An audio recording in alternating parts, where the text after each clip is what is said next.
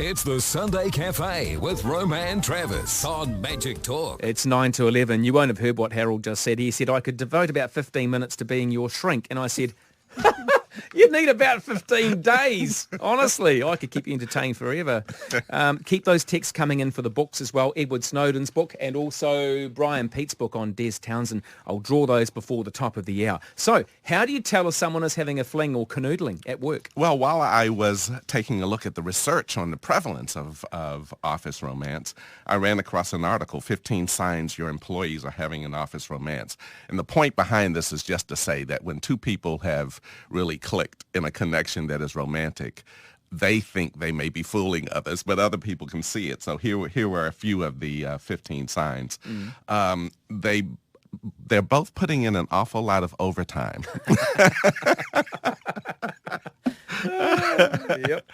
You feel like when you walk into the room with them that you're invading a private party. Things get a little bit awkward and quiet.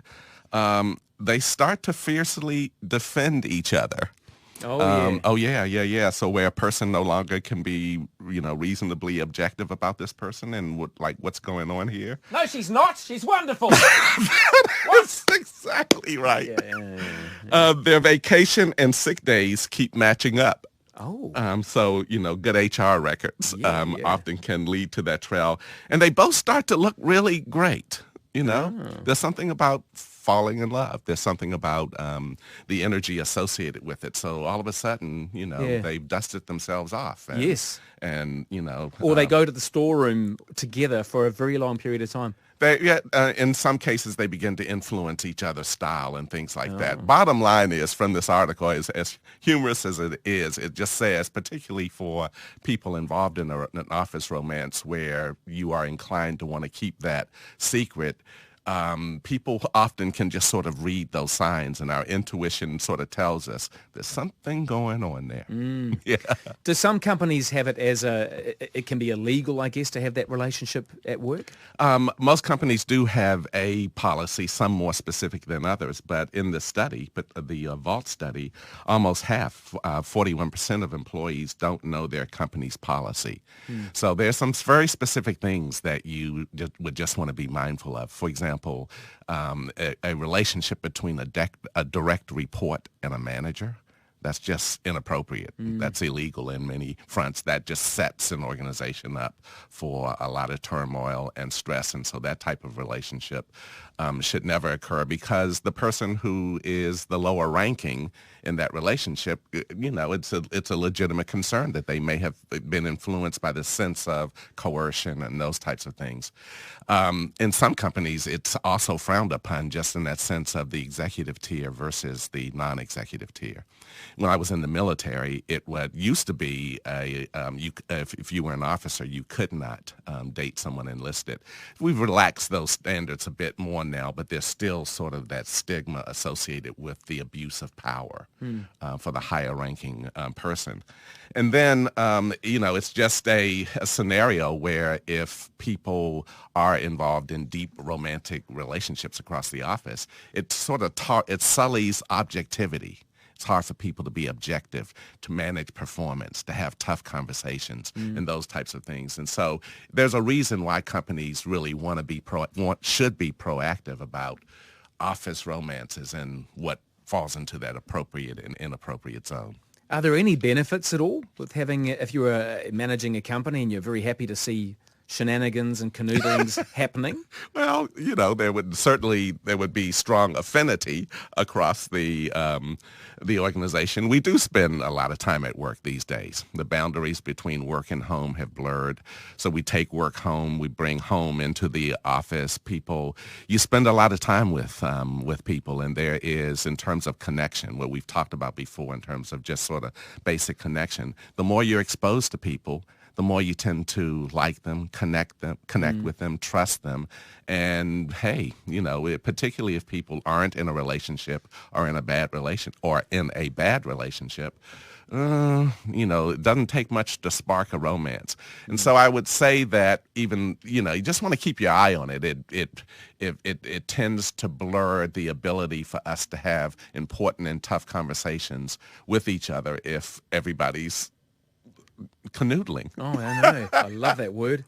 It sounds like an Italian pasta. Yeah. Hey, tell me, are you best to be honest with the boss? If it's happening and you think, look, it's something that's actually written, I've seen we're not supposed to be doing this, are you best to go up and say, look, we can manage this, or have a crack at making it acceptable at work? You mean if you see something that you think is... No, like if you were having a canoodling Ah, and you didn't want to leave your job, which would be Right. the best thing to do to make it work properly, right.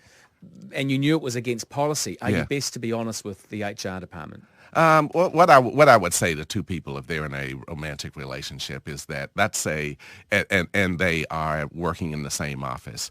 It usually it ends up in a stressful place, and that you might, if you believe that the relationship is sustainable, you should have a conversation with each other about whether or not one of you might want to consider a different option. That's a lot of time for a couple to spend together. They spend together, they're in the office all day together. They go home. They still are talking about work. The trajectory in that relationship typically is not going to sustain itself. And so I would suggest that if two people believe that they really do want to make it work, and whether it be a legal or illegal relationship, talk about whether or not you should one, go to work someplace else. But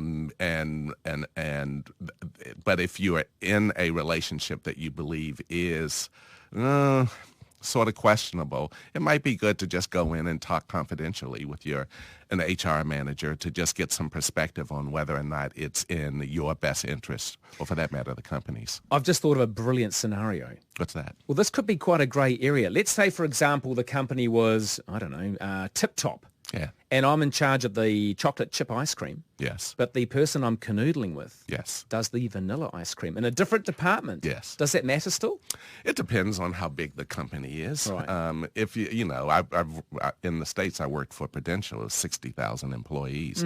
So, you spread across the U.S. and globally. But even in the main headquarters building, it would be possible for two people, particularly of equal rank, to be involved. You hardly run across each other. But if it's a small company with like 10 people or 15 people, it gets a little bit more awkward. But what if you're having a fight? Yeah. And you sort of bring that into the people sometimes feel pressured to take sides. Particularly an ice cream fight.